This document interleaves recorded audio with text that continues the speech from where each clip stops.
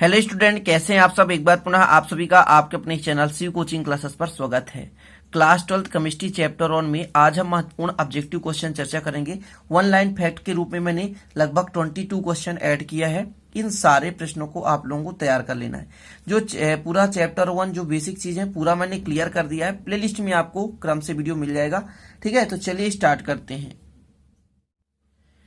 तो देखिए, पहला क्वेश्चन है, फ्रैंकल दोष के कारण आयनिक ठोसों का घनत्व पर क्या प्रभाव पड़ता है।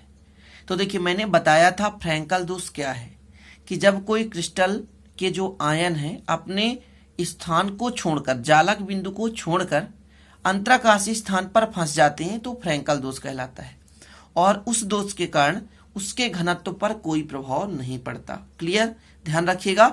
तो फ्रैंकल दोष के कारण आयनिक ठोसों पर घनत्व में कोई परिवर्तन नहीं होता। क्लियर, जबकि साटकी दोष में घनत्व कम हो जाता है। अगला क्वेश्चन देखिए, CaCl सीजियम क्लोराइड में प्रत्येक Cl कितने CS से संकुलित होते हैं। मतलब इसमें समन्वयन संख्या Cl की कितनी है, 8। यदि क्वेश्चन ऐसा आ जाता कि सीजियम जो है Cl के कितने मतलब जालक बिंदुओं से घिरे होते हैं, है ना, आयन से घिरे होते हैं, तो 8 होगा करेक्ट आंसर। ठीक है ना। तो CaCl का यदि समन्वयन संख्या भी पूछा जाता है तो 8 होगा। ठीक है ना। Cl सीजियम से कितने से घिरा हुआ है तो भी 8 होगा, या सीजियम Cl से कितने से घिरा हुआ है तो भी 8 होगा। क्वेश्चन किसी भी प्रकार का घुमाकर दे सकता है। ठीक है ना। तो एक क्वेश्चन को कितने प्रकार से पूछे जा सकते हैं, ये सब कुछ आपको जानना जरूरी है। अगला देखें, सोडियम क्लोराइड क्रिस्टल में समान दूरी पर स्थित विरोधी आवेश आयनों की संख्या होती है, तो इसका है 6।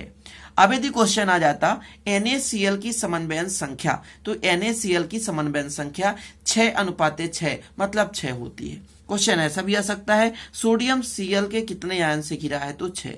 यदि आता क्लोरीन सोडियम के कितने आयन से घिरा हुआ है, तो 6। तो सभी प्रकार के क्वेश्चनों का आंसर 6। क्लियर। चलिए अगला, NaCl क्रिस्टल में किस प्रकार का बिंदु दोष पाया जाता है, तो साटकी दोष पाया जाता है। अब साटकी दोष क्या है, मैंने बताया था कि जब क्रिस्टल के आयन अपने स्थान को छोड़कर, अपने जालक बिंदु को छोड़कर क्रिस्टल से बाहर हो जाते हैं, क्रिस्टल से क्या हो जाते हैं, बाहर हो जाते हैं, तो इस प्रकार का दोष साटकी दोष होता है, और NaCl में जो है साटकी दोष ही पाया जाता है। अगला, कुल कितने त्रिविम जालक हैं, कुल कितने त्रिविम जालक हैं, तो 14। ठीक है ना, 14 त्रिविम जालक हैं। ऑब्जेक्टिव टाइप में क्वेश्चन साफ पूछा जाता है। अब देखिए, ऑप्शन में भी आ सकता है, रिक्त स्थान में भी आ सकता है, और चैप्टर 1 के जो आपके हैं 4 नंबर के ऑब्जेक्टिव पूछे जाते हैं MP बोर्ड में। ठीक है। चलिए, हीरा किस प्रकार का ठोस है, हीरा सहसंयोजी ठोस है, और जो वीडियो है सभी बोर्ड के लिए, कोई दिक्कत नहीं, आप किसी भी बोर्ड से हो, है ना, सारे ऑब्जेक्टिव आप लोगों को तैयार करना है। तो हीरा किस प्रकार का ठोस है, तो सहसंयोजी ठोस है। क्लियर, सहसंयोजी ठोस है। अगला देखें, किस यौगिक में 8 समन्वयन अंक पाया जाता, तो CaCl सीजियम क्लोराइड। इसके पहले मैंने बताया था CaCl में जो समन्वयन संख्या वो कितनी होती है, तो 8:8 मतलब 8:8। चलिए अगला है, काय केंद्रित घनी जालक की समन्वयन संख्या कितनी होती है, तो 8 होती है। ऑब्जेक्टिव क्वेश्चन सीधा पूछा जाएगा, इनको सबको तैयार कर लेना है। यूनिट सेल का घनत्व, ये बहुत ही महत्वपूर्ण है, Zm/A³ N। क्लियर, ये घनत्व का सूत्र पूछा जाता है, और ऑप्शन में 4 रहेंगे। ठीक है ना, 4 रहेंगे, उससे मिलता जुलता रहेगा।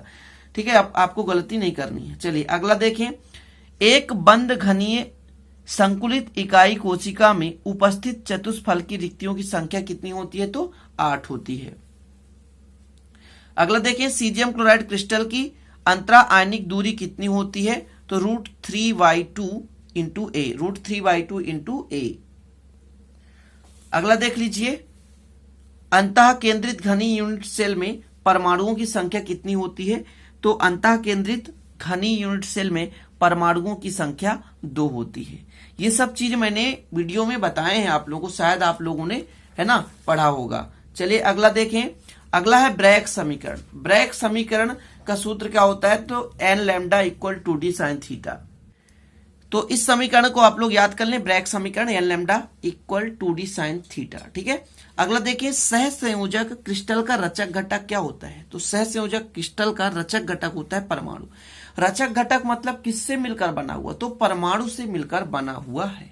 ठीक है। चलिए आगे देखें, यहां पर आयरन है, निकिल और कोबाल्ट किस प्रकार का चुंबकीय पदार्थ है? तो लौह चुंबकीय पदार्थ। किस प्रकार का चुंबकीय पदार्थ है? तो लौह चुंबकीय पदार्थ। ठीक है ना, मैंने आपको समझाया था अनुचुंबकीय, प्रतिचुंबकीय, लौह चुंबकीय, है ना, सब कुछ मैंने समझाया है। प्लेलिस्ट में एक बार आप देख लीजिएगा, नए होंगे तो पूरा केमिस्ट्री आपको क्लियर हो जाएगा। शुष्क बर्फ किस प्रकार का ठोस है? तो आणविक ठोस। अब मैं यदि आपसे पूछ दूं आणविक ठोस का रचक घटक क्या है? तो आणविक ठोस का रचक घटक जो होता है अणु होता है। क्या होता है? अणु होता है। क्लियर। NaCl क्रिस्टल की संरचना कैसी होती है? तो घनीय होती है। अब ऑब्जेक्टिव है इसलिए आप फटाफट इनको लिख लें, याद कर लें। अगला NaCl क्रिस्टल की संरचना घनी। NaCl क्रिस्टल में प्रत्येक Na कितने आयन से घिरा होता है? तो 6 Cl आयन से।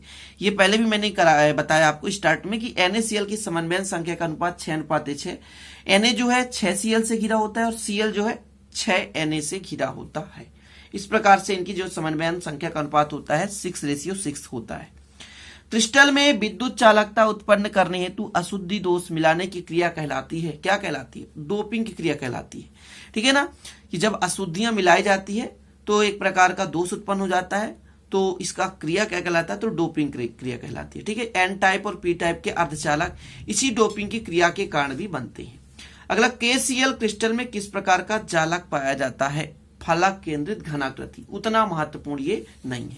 अगला देखें, सम चतुष्फल की सममिति के लिए त्रिज्या अनुपात कितना होता है? तो 0.225 होता है। बहुत ही महत्वपूर्ण है।